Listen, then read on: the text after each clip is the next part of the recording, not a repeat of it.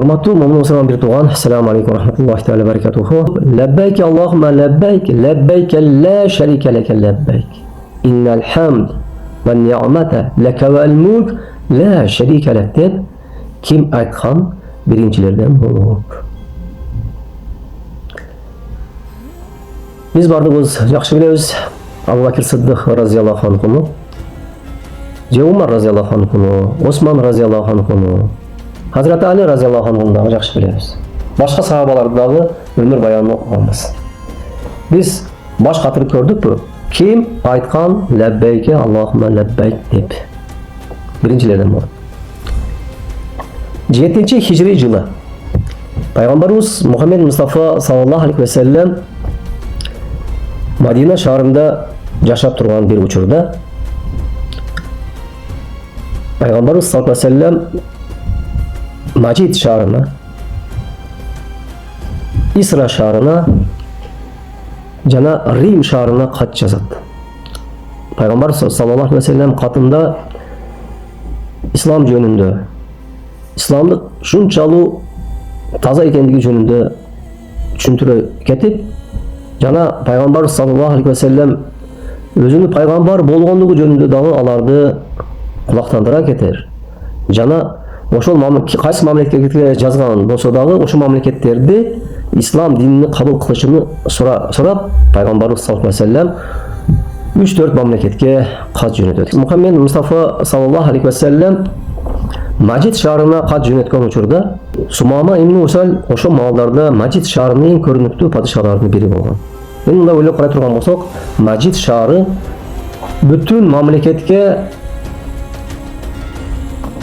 meme жемиштерди, buğday, arpalardı jönөтүп берип туручу эң көрүнүктүү шаарлардын бири болгон экен Macid шаары. Пайгамбарыбыз саллаллаху алейхи ва саллям ошол Macid шаарына кат жөнөткөн учурда Macid шаарыны падышасы Сумама ибн Усал Пайгамбарыбыз саллаллаху алейхи ва саллямды жек көрүп, ошо күндөн баштап сахабалардын өтө көпчүлүгүнү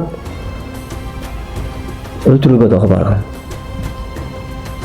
Күндөрдүн биринде Macid şahrına görünüktü padişahı Sumama ibn Usal Mekke şahrına umra kılganı, tavaf kılganı Madina şahrından ötüp baratkan uçurda Madina şahrında oşol Peygamber sallallahu aleyhi ve sellem aldığında жүрген sahabaların koluna düşüp kaladı. Sahabalar ap kelip arkanda koygandan keyin Peygamber sallallahu aleyhi ve sellem ertemen kelip Meşte kirip жатқан учурда караса, сонда Сумама ибн Усал байланып турган болот. Буну ким алып келип байлап койду десе, сахабалардын бири көп биз дейт. Барып айтат, силер билесиңер бул ким экендигин десе, жок дейт. Бул Macid шаарынын эң көрүнүктүү падышаларынын бири. Деп Пайгамбарыбыз саллаллаху алейхи ва саллям атына кайтып барып, үйүнөн жей турган нерселерден алып келип, Сумама ибн Усалдын алдына коюп, аны тамактандырат. Жана Пайгамбарыбыз саллаллаху алейхи ва саллям ошондон кийин андан авалын сурап, тынчтыгын сурап, Пайгамбарыбыз саллаллаху алейхи ва саллям мешитке кирип кетет экен. Бамдат намазынан кийин чыгып, Сумама ибн Усалдан сурайт: "Кейфа халука?" Иштериң кандай, авалың кандай деп сураганда, "Би хайрин" деп жооп берет экен.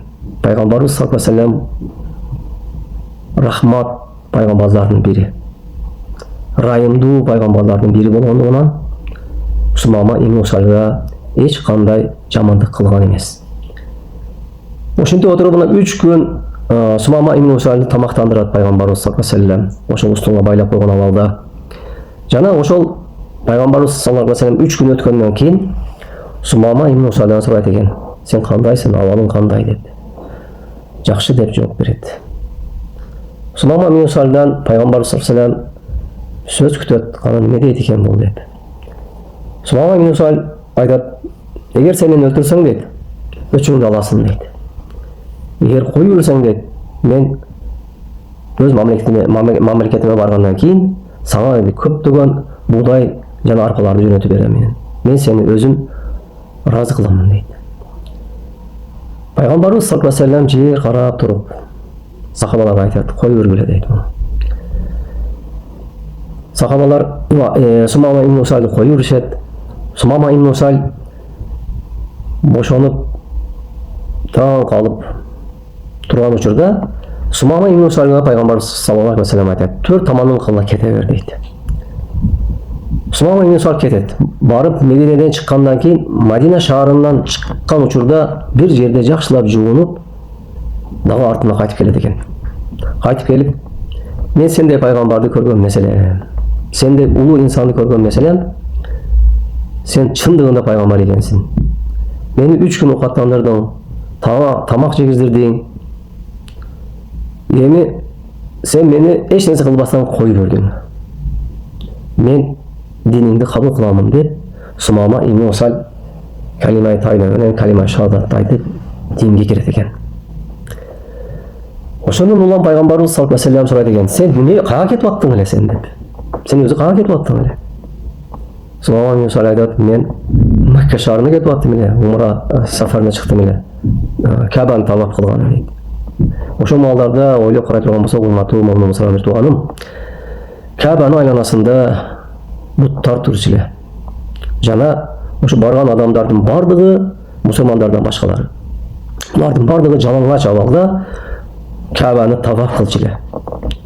Таваф кылып, ышкырган абалда, күлгөн абалда Кабаны таваф кылчу эле. Ошентип отуруп пайгамбарыбыз саллаллаху алейхи ва саллям Сумама ибн Усальдын кайсы жакка кетип атканын билгенден кийин айтты: "Эми сен мусулман динин кабыл кылдың. Эми сен өзүңдү илгери кантип умра кылып аткан болсоң, бүгүнкү күндө барсаң, антип умра кылбайсың. Сен исламда болгондон кийин мен сага бирдеге үйрөтүп коеюн" деп лаббайк Аллахумма лаббайкты үйрөтүп койду.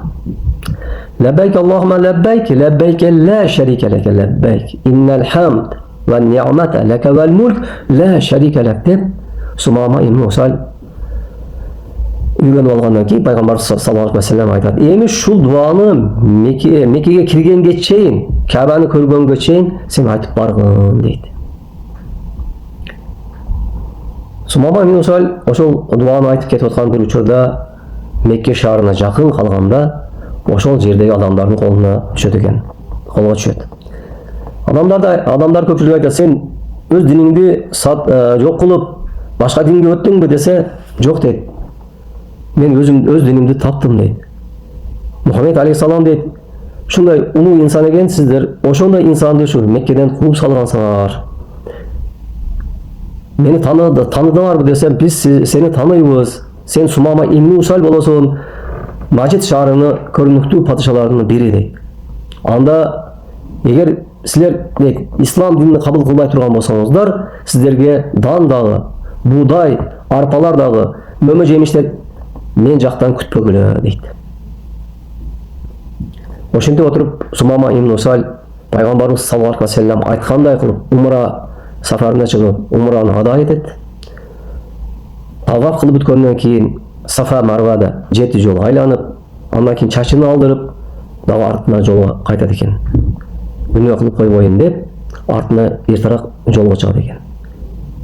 Ошентип отуруп Мекке шаарында ачарчылык башталат экен, урматтуу жерлештер. Себеби Сумама ибн Усаль бир сөздө тургандыгы үчүн Меккеге дан арпа буудайларды жөнөтпөй коет экен, ислам динин кабыл кылбагандыгы үчүн. Ошол маалдарда Меккенин падышасы пайгамбарыбыз Мухаммед Мустафа саллаллаху алейхи ва саллямга кат жазат. Катында ислам динин кабыл кылган Сумама ибн Усаль бизге дан жөнөтпөй турат. "Эй Аллахтын расулу, сен Сумамага айткын бизге дан жөнөтсүн" дегенде, пайгамбарыбыз саллаллаху алейхи ва саллям бир ооз Сумама ибн Усальга "Сен Мадина шаарына, Мекке шаарына дан арпа буудайларды жөнөт" десе, пайгамбарыбыз саллаллаху алейхи ва саллямды айтканын кылып, Сумама ибн Усаль Макка шаарына дан буудайларды жөнөтүштү баштайт экен. Пайгамбарыбыз Мухаммед Мустафа саллаллаху алейхи ва саллям Сумама ибн Усальды бул кылган жакшы иштерине таң калып, пайгамбарыбыз саллаллаху алейхи ва саллям 8 кылымда, хижри 8 кылымда биринчи жолу умра сафарына жол алат. 9 кылымда болсо пайгамбарыбыз саллаллаху алейхи ва саллям Абу Бакир Сыддык разияллаху анху менен биргеликте умра сафарларына жана хажы сафарларына чыгып таарат ибадатта болот экен. Сиздерден Алла разы болсун. Ассаламу алейкум ва рахматуллахи таала ва баракатух.